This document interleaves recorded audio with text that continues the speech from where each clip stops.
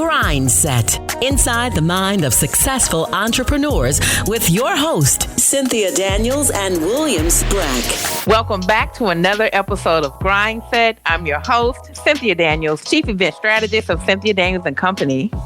And I'm your co-host, Williams Brack, your favorite banker. And today's guest is Kelvin Kolhiem, principal owner of Beale Street Brewing Company. This is such an exciting interview today because we're talking to somebody who is very young, an African American who has taken on the challenge of opening up his own brewery.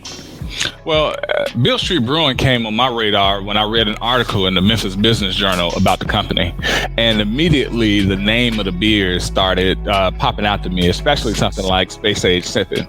And then I found out that it was a brother who owned the brewing company. And then I found out he was coming on the GRINDSET, and I got really excited. Absolutely. So we're going to be hearing a really incredible story today from a young guy who, is just getting started in the wake of a pandemic, but is still successful and still the buzz of the town. So we have a great show ahead of us.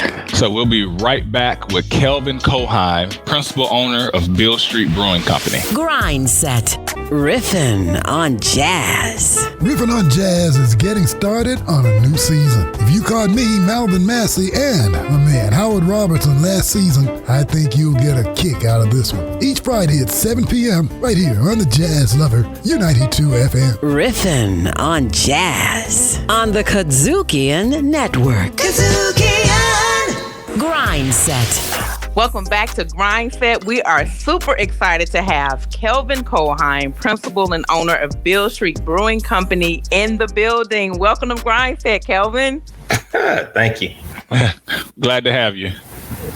It's in the building. You should have sent some of that space age sipping over here. I would have said it on the porch. You could have come get it. Yes, sir. That's right. We still, even though we are in the wake of coronavirus, we are still in one room, my brother. So we're going to jump right into this interview. We're excited to talk about your brand and just tell us a little bit about how you just started this whole company. I mean, we don't see a lot of young Black men with a brewing company. So, I got started brewing, bad with dates, several years ago now. A friend of mine bought me a homebrew kit, and that quickly I realized that I could manipulate flavors with beer and flavor them like cooking. I'm not a chef, but I've been to culinary school. I cook all the time. So it was a eye-opening experience, and I've been running with it ever since. Okay, so take us to what you were doing brewing at home. So doing that, and then you decide one day I want to open up my own company. So kind of walk us through those steps, right? That's a long walk. So we got time. So Memphis, I feel Memphis was definitely underserved on the craft beer side when we came up with this concept or this idea. We've had some other ones spring up since then, some other good breweries, and we just wanted to celebrate Memphis through the love of craft beer. So that's kind of where we are. That's kind of our mission statement. That's what we focus on when customizing these labels and the crafting the beers themselves. We focus on the community. Okay, and then your flavors are so unique and very eccentric to Memphis. Can you tell us a little bit about that? And I know Brack has tons of questions for you too. So we're intentional with the flavors of the beers and the labels they represent. So the first two beers we released were Sensational. It was a nod to Penny Hardaway, which we used 100% Centennial hops. Shout out to Penny. Oh yeah. Okay. The second was Space Age Sipping with the 8-ball collab with 8-ball MJG. We used Galaxy hops in there. It's volume 1. So we play around with some other volumes and some other hop profiles with it. Then we jumped over to Memphis All Day Every Day, which was I love the name. Yeah, thank you. So it was a hazy IPA, and we celebrated Isaac Hayes' Cadillac El Dorado on the label, and one of the hops that we use is a El Dorado hop in the beer itself. It's a nice all-day easy drinking, a little lower gravity IPA than the Space Age, but yes, all day every day IPA. So tell the GRINDSET audience, right? That sounds awesome. Tell the GRINDSET audience how you go from home brewing to beers in the stores, though. Like, what's the first step to say, hey, we need to brew some beer and we want it in stores? Because you got the artwork, you have cans, you have to find the ingredient. If you don't have your own brewery, somebody to make it, where did you start? So research, visiting breweries, going to beer conferences, home brewing, talking to the professionals working in breweries, just immersing myself in the craft field. That's where it started. So yeah, I was a fan before I jumped into it, and I just made myself a bigger fan. Just every day I just absorb something in the craft beer world. So then after the research, right? Mm-hmm. What were your first dollars spent on? It's a good question. on beer. Beer, ingredients, homebrew. Not on beer, on the beer ingredients, right? Yeah. So like I say, someone gifted me a homebrew set. I quickly bought a larger set, homebrew kit. And then I invested in a automated system where I could track what I was brewing and keep automated systems where I could track the beers I make, the ingredients, the recipes, all that. Got some small batch fermenters, glycol system. So yeah, just equipment, supplies, stuff. That was the first thing. Designed the logo. Like, yeah, this will be fun. So, I'm sorry. Go ahead. No, and I'm curious, just for our listeners out there that are hearing your amazing story, what was that timeline like? Was it a year, 2 years to kind of get to the point, as Brack asked, from doing it at home and to getting in the stores? No, it's so we started this. I guess the concept of Beale Street Brewing started 5 or so years ago. Okay. And, matter of fact, I had a conversation with Birdcap, who did the Space Age sipping label in 2016, I think. Oh, wow. Okay. I went back and looked at our first conversation. I ran into him. He was painting a mural on Main Street outside of Local, I think, somewhere right down there. Okay. On the side of the building. I was like, hey, man, got a project I'm working on. Love your artwork. I'm a huge fan. Would love you do some can designs, some label designs for me. He's like, okay, yeah, bet. Yeah, I can dig it. Just let's stay in touch. So I sent him a IG message. Hey, this is Kelvin with Beale Street Brewing Company. I think that was like 4 years ago. Okay. So yeah, we've been marinated on it for a while now. So you slid in some DMs, huh? That's a good one. I love that. I like saying it like that because there's a lot of good business going on Instagram, on Facebook, just by saying, hey, look, I appreciate your work. Right. We should talk. I want to collaborate. But it's still sliding in the DMs anyway. So I just... Oh, no. You're absolutely right. So matter of fact, I slid in... I never used these terms before, by the way. I slid into Marcus Bakersfield DM. He's the co-owner, head brewer of Weather Souls Brewing Company in San Antonio, who also started the Black is Beautiful initiative. So I hit him up on IG and said, hey, I've been in San Antonio for like a week. Should I bring my work boots? Say, hey, I'll come work with you. So he was like, yeah, bring them. So, I didn't take my boots. I was just, but he was like, yeah, that's cool. That's what's up. Come on through. So I worked with them for like a week, just hanging out. So yeah, I've slid in some DMs before. And so hold up. So they allowed you to come in, work with them. You could see their process, and then you can take some of what you learned, come back to Memphis. Was that the idea? Yeah, it's just, essentially. Sure. Yeah, sure. Yeah, I mean, that's that's the whole goal. You definitely learn every time you're in somebody's brewery in their space and see how they do things. And I learned a lot in that 1 week, from software that they use, from techniques and all that stuff. So absolutely. Yeah, that's good. I mean, iron sharpening iron, and he didn't have the ego. It was like, nah, I don't mess with you. You're competition. Granted, you're in Memphis, right? You still might be competition, but he was like, nah, it's love. Let's show you how to do this thing. Oh yeah, for sure. It's definitely all love. Him and Steven, they're two good guys down there for sure. So you ever get a chance to try some of the beer or get to San Antonio, hit the tap room, definitely worth the try. They brew some great beer down there. Yeah, I mean, instead of starting from scratch, you can use what others have done, even if that takes sliding into some DMs.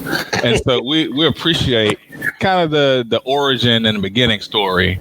And after we get back from the break, we're going to talk about what it takes to actually run a brewing company, to get it started up from scratch and to get your beers from out of your head and into the stores. We'll be right back with GRINDSET after the break. GRINDSET. No, and I'm not alluding to the president being a nut. I really am not. No, you're not alluding to it. You're saying it, basically. Well, and I'm not comparing him to Hitler or Mussolini, but you had these people who were homegrown. So why'd you even bring him up? Okay, I'm going to let that go. Go ahead, Cornell. I mean, this is really getting fucking. I don't want to call the president a nut. No, that's why. And our personal friends. You don't want to. I've been to the Trump Tower and I've had my golden shower. Oh wow! Go ahead. Wow. Okay. Funking up your airwaves and jamming the good information in your ear. Once again, it's Funky Politics. GRINDSET. Welcome back to GRINDSET. We're here with Kelvin Kolhiem, principal owner of Beale Street Brewing Company. Now, over the years here in Memphis, we've had breweries pop up, but your beer has preceded any kind of physical building. Talk about the difference between what you're doing with the Beale Street Brewing Company and what some of these other breweries have done here with physical locations. Yeah, so we're not the first brewery to begin with contract brewing. You've had a couple, Delta, Sunshine, Flat Hat, they're contract brewing as well. But yeah, so locally we're one of the only that kind of sit in that craft beer lane where we're brewing multiple beers from a contract brewer before we actually have a physical location in a tap room. So we realized the building search was going to take longer than we initially thought. So we wanted to get beer on the shelf to help build a brand, and we're ready to share with the world what we wanted to do with Beale Street Brewing. So we decided to go with the contract brewing route. So here we are. So we got beer on the shelf, and we're rocking and rolling, trying to rock and roll with that. And we're looking forward to continuing to build and search and find the right location for Beale Street Brewing. So we appreciate that. And would you mind sharing with us what contract brewing actually is? And let's say a GRINDSET listener, how would they get started contract brewing? How did you get started? Like, what was the whole process? So contract brewing is essentially almost like a commercial kitchen where you utilize someone else's space to brew, cook, bottle, can, keg your beer. So yeah, we partner with Lazy Mag on that. Signed confidentiality agreements on recipes. So we gave them our recipes. We ordered our own yeast, hops, did our own label designs. We essentially just using someone else's space to brew our own beer. Got it. We go down and brew. We go down and keg. We go down and help scale up recipes. Do tastings. So yeah, we're all hands on as much as possible. Go down and wow. And so to get started, what did Lazy Mag need from you in order to brew that first batch? So yeah, we had to have paperwork in order. And so they essentially we had an interview. Like I say, we went down, visit with them. Mm-hmm. They've had brands that they didn't want to be a part of. They didn't like the direction they were going. So they were comfortable with our brand and what we were going and the values that we, I guess, shared with them about the brand itself. And just being like I say, celebrating community in a positive way is what we're trying to do. So they were, all on board with that. They've come across some brands that they just had to say no, they didn't want to be a part of it. So it was a relationship. It's a friendship relationship. Right. With us, we want to work with them, so we made them comfortable with the direction we want to take the brand, and here we are today. And for the record, the brand is super dope. So yeah, it's spot on. Yeah, for sure. Right. So one thing we like our GRINDSET audience to know is kind of what the beginning stages are in a business and starting it from the ground up. So tell us, like, what was the first 90 days like? Once you had this thing, it's real, you've got the partnership growing. What was the 90-day experience like for you, Kelvin? Are you saying in the first 9 days when we got beer on the shelf? Yes. So, like I said, we've been at it for a while. We've done a couple beer festivals. We've even done a beer festival with no beer. We did Blue Skits, which are dog treats. Okay. They reached out,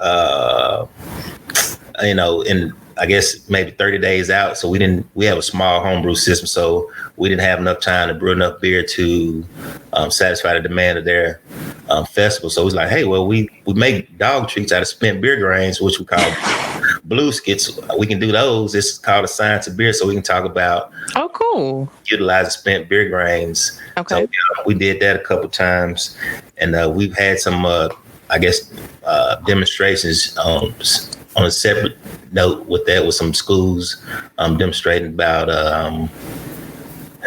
brain freak on how to forget what that's called. Permaculture. Yeah, I'm sorry, permaculture. Oh, yeah. Okay. Okay. So yeah, we talked about the cycle of raw goods. What was the question? Sorry. So you were telling me about the first 90 days. Yeah. No, you're doing great. And tell me a little bit about the marketing, right? So a lot of people just kind of saw you guys on social media, but when you're talking about a new product that you've created, what was your marketing strategies in those 90 days? Yeah. So the first 90 days, we brewed the beer, kegged the beer, got it to town, and the world stopped. COVID hit. Okay, that was my next question. So yeah, just tie all of that in there. Yeah. Luckily, alcohol is deemed essential.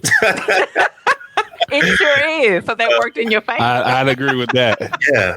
So we had video shoots, restaurant launches up and down Beale. Yeah. So we're going to do this whole brand launch that it never launched. So it took off. I guess we had a captive audience sitting at home, and good point. Yeah. So we got great feedback, and beer walked off the shelf. It's sold pretty well. So here we are. It's been a little over 90 days now, but yeah. We're still in the COVID world. We hadn't had any events or anything, so we're still making beer. So thank you. Thanks. Right. So making the beer is one thing, and then getting it into location is another thing, right? Finding bars and restaurants that want to supply your beer. Can you share a little bit about that process and getting your product on shelves and in bars? Yeah. So we signed on with a distributor before we brewed any beer. So shared That's smart. Yeah, shared our vision with the brand, where we wanted to take the brand, and they loved it. They are on board, and they're getting our beers all across Shelby County. So yeah, it's been a great 4 months or whatever it is. Yeah. Yeah, it's not too bad. And so does that distributor require any minimums or anything? Like, hey, we need you to have a certain batch for us to get to all the places we want to supply. Yeah, absolutely. So, and it's been a challenge. I say it's been a challenge just because of how COVID has handled breweries, and the distributor doesn't know the normal volumes aren't the same. So they don't know if it's what the volume looks like. So from Lazy Mag, it's been a longer lead time on replenishing the stock, and so we're trying to get our footing on the demand, and so that's where we are right now, trying to fill the demand gap and keeping beers on the shelf. I mean, there's definitely a gap. I've gone to stores on 3 or 4 different occasions looking for the beer. I mean, seriously. That's good. No, seriously, because 1, it's great marketing. And then 2, I hear that it's also a good product and I just want to try it for myself. And 3, you're a brother with a brewing company. How can you not support that? Everybody's supporting Black businesses more now than ever. So that's also something that's really cool. Yeah, I appreciate it. But so you hadn't tried the product? Is that what you're telling me? That's what I'm telling you. The product is flying off the shelves. That, and this is my personal gripe, I can't find Alfredo sauce anywhere, but that's neither here nor there. Homemade, brother. That's another show. That's another show, though. That's another show. So look, we appreciate you for sharing kind of the mechanics of the brewing company, making the beer and distributing it. And after the break, we're going to talk about what the future, as far as you can project right now during COVID, what it looks like for both you and Beale Street Brewing Company. You're listening to GRINDSET, and we'll be right back after the break. GRINDSET. Riffin' on jazz. When 2 friends get together to kick it About jazz, it's called Riffin' on Jazz. catch us riffing on jazz every week right here on your favorite broadcast or podcast platforms. Riffin' on jazz on the KUDZUKIAN Network. R&R on Sports, Saturday mornings, 10 a.m. Sports 56, 87.7, and 96.1. Don't miss us. GRINDSET. Welcome back to GRINDSET. We're here with Kelvin Kolhiem, principal owner of Beale Street Brewing Company. And we left off the last segment wondering what's next for both you and Beale Street Brewing Company. So we're looking for a location to find a physical location to have a manufacturing facility and also a physical tap room to have guests to sample our beers on site. So that's the next step for Beale Street Brewing Company. I'm really looking forward to that. I think it's going to be lit. I'm looking forward to that. Fingers crossed. And so a physical location, and any ideas so far that you've been throwing around about what that might look like? Yes. That you can actually share. Right. We want no poachers on here. It looks like it's gonna be in Memphis proper, in the city somewhere. We want to be in stone's throw of Beale Street, somewhere near Beale. If not, we'll be somewhere in Memphis where people can get to. Absolutely. I love that. I love that you're thinking about what's next, especially coming out of COVID-19. I'm sure everybody will be ready to come out and visit and support you guys. One thing I would love to know and for you to share with our audience, what were some of the biggest sacrifices that you experienced when starting this company? The fleecing of my pockets. Yeah, it's been a deep dive in investing in yourself. So yeah, I bet on myself on this one. I'm steady doubling down. So yeah, we try to make it right. Trying to share our story and bring beer to the city of Memphis and be a part of what's right with Memphis conversation. So yeah, right. That's where Beale Street Brewing is aiming to do. Be a part of what's right conversation. Okay. And I know you're still new at being an entrepreneur, but is there anything you would have done differently when starting your company? It's always something you can definitely do better. Sure.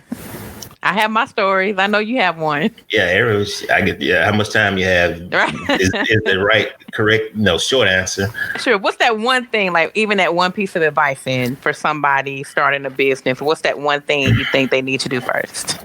Started like a business from the beginning, day one, which we essentially did. Okay. We're kind of lazy on the bookkeeping, even if we didn't really have any books to keep, just on supplies, like I say, homebrew supplies, and just keeping track of everything and putting it in QuickBooks or whatever accounting software or spreadsheet you do, just so you won't have to spend a couple days or weeks going back and trying to going through emails. But yeah, just staying on top of your accounting, because once it comes, it doesn't stop. You won't get a break. So. Oh yeah, absolutely. That's one, but yeah, that's one. Okay, give us another. And that's a major key. He has another one loaded up. Give us one more piece. What's the other one? Give us two more. Is it two? One. Don't be too picky, Brad. No. So like I said, it's really too early to tell, but it's always some things you can do differently. And be like, oh, okay, yeah, I should have prepared for this or planned out a little better. So yeah, planning is definitely key. And me myself, I'm not a planner. So I kind of spur the moment, like, oh, let's try this. So if I could be more strategic in my planning, which I think I'm strategic in some aspect, but I could always be more strategic, or find somebody to help you be more strategic in long-term planning and being organized with some things. Because I'm wearing one or two hats, so yeah, I'm kind of all over the place sometimes. So yeah, finding the right help is the key too. That's a major key. Absolutely. By yourself, you got to learn when to let go of those reins and let somebody else do some things and help you. So. Yeah. No, absolutely. And I can relate to that, Kelvin. I would say that, I did everything for my company the first 2 years just because I didn't really have the funding. I relied heavily on volunteers, but I was burning myself out and dropping the ball on a lot of things. So I would say year 3, I was finally able to hire a team. Have you even thought about what that looks like when the world opens up for your company, starting a team? Yeah. So I have some people that are on board with what we're doing, investors, banks. So yeah, we got some people ready to grow with us. So yeah, we're ready to rock and roll when we find the building, we can get started. So yeah, we've had a lot of conversations about team members and what that looks like. That's awesome. That is awesome. And so I just want to give another nod to kind of the branding and the marketing, right? So the Penny thing, Penny's a hometown hero. He has a beer named after him now. 8 Ball, MJG are legends. They have a beer. Isaac Hayes is a legend as well. Any future any future Memphis collaborations coming for Beale Street Brewing Company? Yes. Okay. Can you heard it here first. That's how he gonna give us. Yes. That was a strong yes. I love it. Yes. So hopefully, I thought we was gonna break some news on here, but in lieu of that question, where can we find more information about Beale Street Brewing Company?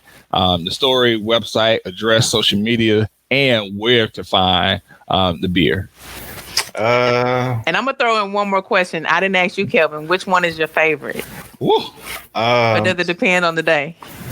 So So I don't have a favorite.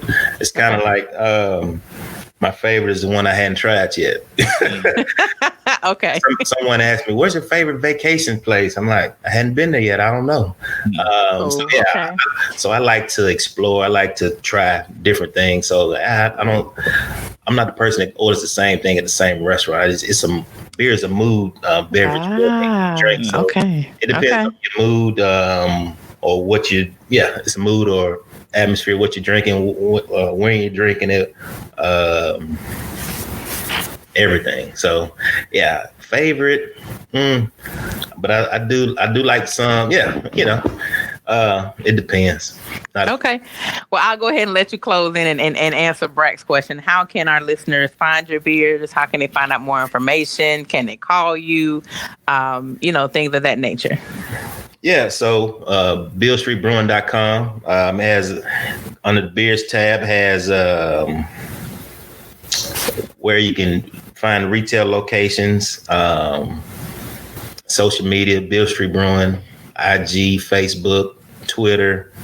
I was trying to find a label design that we're working on. Y'all wanted some, I don't know. Breaking news. Absolutely. There we go. You heard it here first. We don't have the. I learned how to do that during COVID, ladies and gentlemen. Thank you. So that's nice. That was very, very cool. Thank you for that. Thank you. All right. So, my brother Brack, any more questions? I got caught up in the atmosphere. No, so Kelvin, we appreciate you for coming on GRINDSET and sharing with our audience a little bit more about your story. Like I said, the marketing's dope. I hear the beer is really good, and I'm trying it out today. I'm going over to Buster's or the Kroger on Union. But I like the story. I like the mission. I like the branding. And I wish you tremendous future success. And I'll definitely be using my money to ensure, to the best of my abilities, that you're successful. We certainly appreciate it. Like I say, thank you for having me. Thank you all for letting us share the mission of Beale Street Brewing and celebrating community through the love of craft beer. Well, Kelvin, again, thank you. You've been listening to GRINDSET, and we'll be right back with the major keys and the power moment of the day. GRINDSET. No, and I'm not alluding to the president being a nut. I really am not. No, you're not alluding to it. You're saying it, basically. Well, and I'm not comparing him to Hitler or Mussolini, but you had these people who were homegrown. So why'd you even bring him up? Okay, I'm going to let that go. Go ahead, Cornell. I mean, this is really getting fucking. I don't want to call the president a nut. No, that's why you can't have personal friends. You don't want to. I've been to the Trump Tower, and I've had my golden shower. Oh, wow. Go ahead. Wow. Funking up your airwaves and jamming the good information in your ear. Once again, it's Funky Politics. R&R on Sports, Saturday mornings, 10 a.m. Sports 56, 87.7, and 96.1. Don't miss us. GRINDSET. Welcome back to GRINDSET, and I hope you enjoy learning more about the Beale Street Brewing Company like we did. Let's jump right into the major keys. The first one is branding and marketing matters. I mean, Kelvin had the brilliant idea to pay homage to the city of Memphis's heroes and the naming of his beers, and that hit home with a lot of people, and the beer is just flying off the shelf. The other one is get your accounting practices in place day one. Numbers matter, and accounting is the language of business. And so if you're going to go into your entrepreneurial endeavors, make sure your accounting practices are in place. Next, spend some time planning properly. For some of us, you're natural planners, but for others, you may need a little help. And maybe that means a partner, but definitely planning things out as necessary is important. And then the last thing is find the right help. Building a business is intense. It can be overwhelming, and you can find yourself putting in long hours overnight, even doing things that you consider to be weaknesses. So get help as fast as you can, or fast as reasonable, and then your business, that will help take your business to the next level. So the quote for this week is a very simple one and to the point. Tough times never last, but tough people do, from Robert Schuller. And I think it speaks volumes to Kelvin's brand and being able to start a company in the wake of a pandemic, but knowing that his company is still thriving, his beer is in demand, and it's only going to get better after the tough times of this pandemic. So that's going to be the message for today. Absolutely. And that is a really good message, Cynthia. Thank you for sharing that. You've been listening to GRINDSET, and we'll see you next episode. GRINDSET. Executive producer, Epicenter. GRINDSET is directed, produced, and distributed by KUDZUKIAN.